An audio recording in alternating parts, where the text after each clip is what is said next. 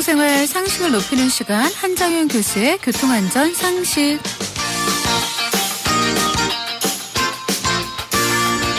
어제는 보복운전을 주제로 의미 있는 얘기를 해주셨는데 오늘은 어떤 정보를 주실지 기대해 보겠습니다. 자동차 칼럼 리스트이자 대덕대학교 자동차학과 한정윤 교수님 만나볼게요. 안녕하세요, 교수님. 네, 안녕하세요. 오늘은 어떤 정보를 함께 할까요? 네, 오늘은 조금 우리가 보면 이제 전반적으로 과속을 많이 하잖아요. 그렇죠. 네, 그래서 과속을 많이 해서, 과속을 좀 줄이는 그런, 운전자들이 그럴 수 있는 것을 한번 알아볼까 싶어서 했거든요. 네. 네, 근데 저기 혹시 운전자들이 잘 달리다가 갑자기 속도 줄일 상황이 어떤 게 있을 때라고 생각하세요? 60km나 30km 구간들 있잖아요. 간혹 예. 가다가. 예. 예. 그런 곳에서 줄이겠죠. 일반적으로 속도 제한 표시가 있으면 네. 줄이시는 분들도 있는데, 엄밀하게 말하면, 그걸 보고 줄이시는 게 아니라 카메라가 있다거나, 네. 경찰 차가 있다거나, 네. 이럴 때 주로 줄이게 되죠. 그렇죠. 네. 예. 그래서 사실은 좀 그렇게 문제인데, 문제는 뭐냐면 우리나라뿐 아니라 전 세계적으로, 속도 단속하기 위해서 경찰력이 있는 건 아니잖아요. 그렇죠. 예. 그래서 그러면은 그렇지 않고서도 할 수 있는 방법 중에 하나가 우리가 자주 보는 바로 과속 방지턱인데, 네. 예, 그 얘기를 좀 할까 싶어요. 네. 보통 우리가 영어로 얘기할 때 이제 과속 방지턱 그러면 스피드 범프라는 말을 많이 써요. 네. 예, 근데 이쪽 호주 쪽 같은 경우에는 이제 스피드 험프, 군사를 같은 표현을 써서 그런 얘기도 하거든요. 네. 그런데 영국에서는 이걸 이제 속고로 바로 슬리핑 폴스먼, 잠자고 있는 경찰이라고 얘기하거든요. 네. 어떻든 두 눈 부릅뜨고 있든 잠자고 있든 간에 경찰이 보이는 속도 줄인다는 그런 것 때문에 그렇게 얘기를 해요. 네.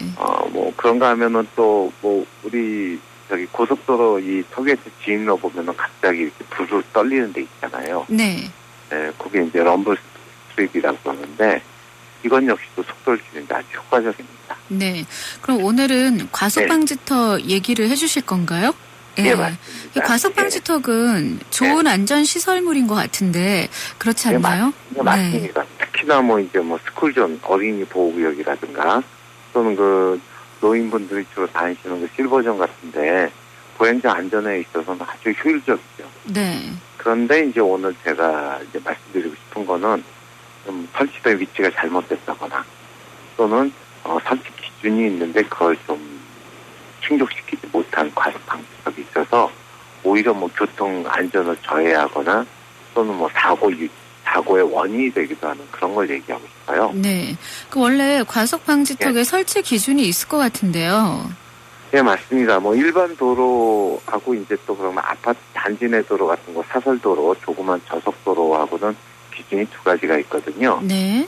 일반 도로는 길이가 한 3m 60cm가 돼야 되고요. 그 다음에 도로와의 표면차가 10cm 이하로 되어 있습니다. 네. 그런가 하면 이제 아파트 단지 같은 데는 이제 그 길이가 줄어서 1m, 높이도 한 7.5cm까지 차익을 하거든요. 네. 근데 사실은 저희가 돌아다니다 보면은 이런 기준하고는 다른 과속 방지턱 또 이거를 지자체라든가 이런 데서 한 것이 아니고 그냥 일반 거의 개인이 대충 만들어서 하는 경우가 있어요. 네. 대부분 이제 길을 좁게 하겠죠. 보통 3m 60 동안에 10cm 높이 둔덕을 만드는 건 좀 많은 공간도 차지하고 공사비도 많이 들어서 그런지 네. 의외로 3m 60짜리 길이를 하지 않는 경우가 많아요. 네. 이렇게 길이가 짧게 되면 아무래도 차가 앞이 튀고 뒤가 튀고 두 번에 걸쳐서 튀기 때문에 차체 충격도 커지고요.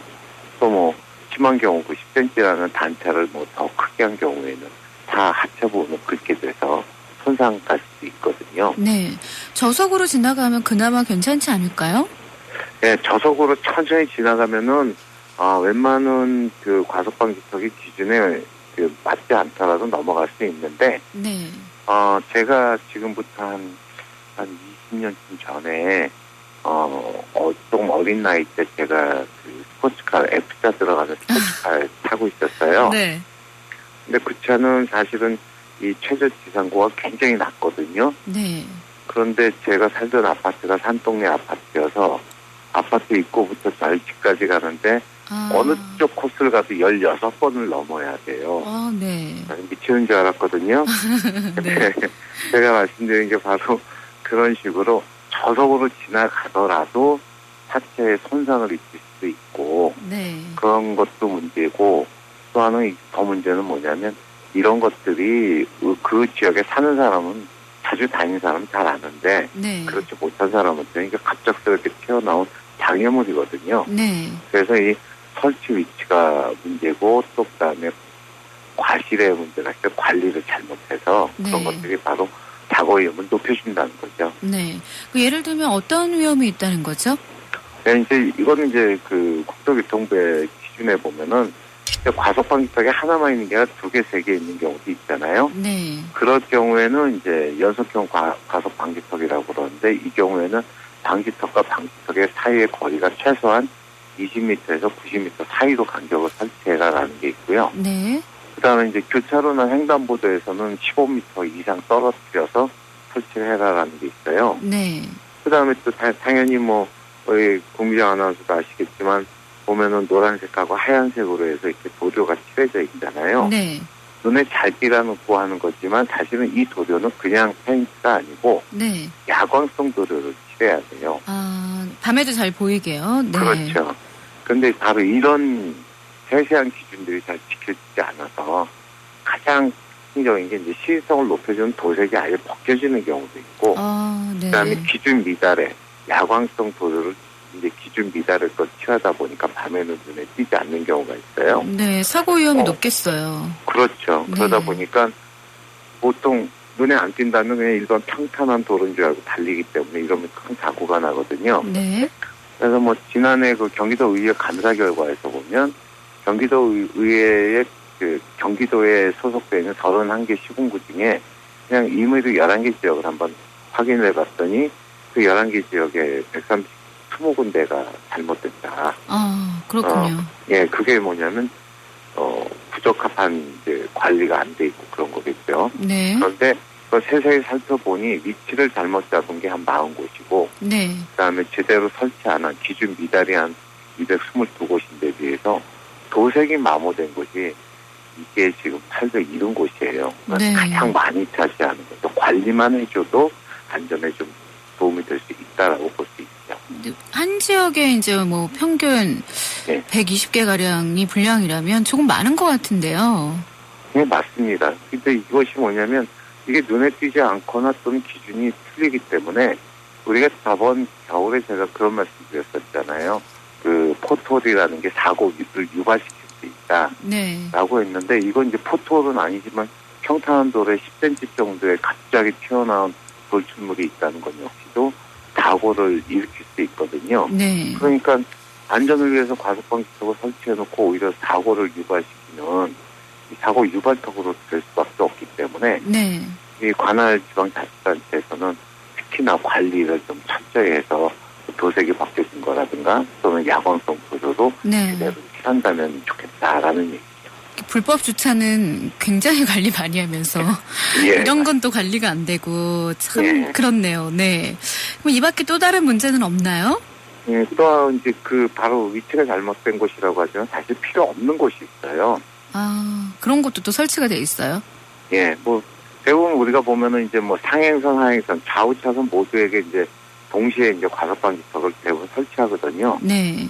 그러다 보니까 오르막 구간, 내리막 구간이면 내리막 구간에서는 안전을 위해서 이제 과속방지턱을 설치할 수가 있는데, 네. 그걸 이제 반대편 차선 오르막 구간에까지 이제 과속방지턱을 해놓는 거죠. 네.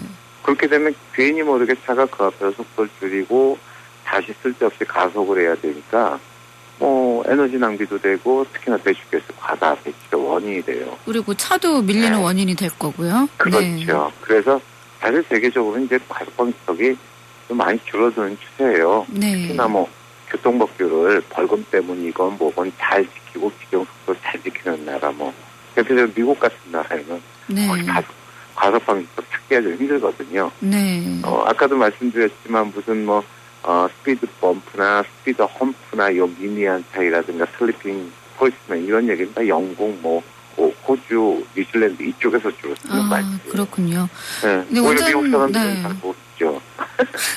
근데 운전하다 보면은요. 네. 그 과속 방지턱이 있으면은 좀 이렇게 서서히 속도를 줄여가면서 이렇게 뒷차에다 신호를 줘야 되는데 예. 막 달리다가 그냥 갑자기 확 서버려서 또 사고를 유발하는 차들도 많이 봤어요. 예, 맞습니다. 그게 사실은 나름대로 본인의 요령이라고 생각해요. 네. 실제적으로 과속방지턱을 빨리 제대로 된 규정에 맞춰진 과속방지턱을 빨리 갈 수 있는 방법은 네. 바로 직전에서 브레이크를 밟으면 차가 앞으로 쏠리겠죠. 그렇죠.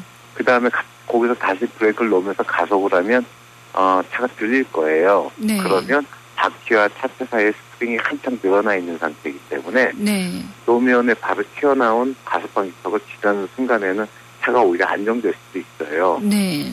근데 그런 요령을 부린다거나 또는 또 어떤 분들 보면 가속방지턱이 바로 그 인도 쪽에는 간돼 있기 때문에 네. 한쪽 바퀴는 그쪽에 거치고 한쪽 바퀴는 안 맞아요. 가지고 타는. 네, 그러면서 이제 빨리 지나가시는 분들이 있는데 네. 두 가지 다 제가 말씀드릴 수 있는 건 차가 만수무강에 좀 지장이 있는 상황이에요. 네. 하체에 큰 충격을 주고 네. 하체의 좌우 충격 편차가 다르기 때문에 네. 사실은 서스펜션이 손상이 더 잘 되는 걸 대촉하는 거거든요. 네. 그러니까 그렇게 뒤에 쫓아가면 저한테도 그건 위험스러운 상황이 되겠지만 네. 자기 차 자체도 망가뜨리는 일이기 때문에 과속방지턱은 과속하지 말라고 천천히 넘는 것이 좋고 네. 설치하는 곳에서는 제대로 설치해서 차가 망가지거나 네. 또는 제대로 관리해서 사고의 원인이 안 되게 하는 그럴 필요가 있지 않나 싶어요. 네. 우리나라도 과속방지턱이 점차 줄어들길 바라고 과속방지턱이나 단속 없이도 과속으로 인한 사고가 없어졌으면 좋겠습니다. 오늘 말씀 잘 들었습니다. 네, 고맙습니다. 네, 다음 주에 뵐게요. 네.